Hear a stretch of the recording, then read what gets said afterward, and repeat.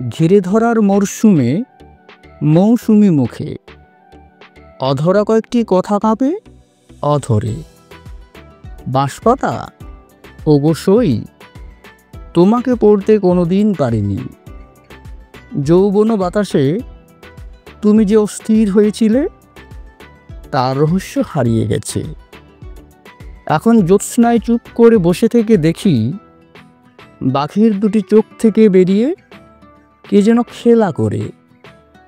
তুমি কি তার খবর জানো?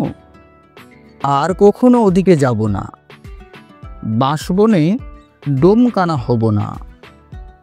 তবুও আমার মৃতদেহটি একদিন ডোমেরাই জ্বালিয়ে দেবে বাঁশবনের পাশের চিতায়।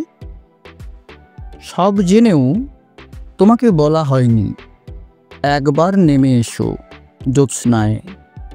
বাঘের চোখের সামনেই আমরাও খেলি বেপরোয়া বিপজ্জনক খেলা। ওগো বাঁশপাতা, ক্রমশ বয়স স্থির হয়ে যাবে। তুমি যে অস্থির হয়েছিলে সে কথাকেও ঘিরে ধরবে মরশুমের শীতলতা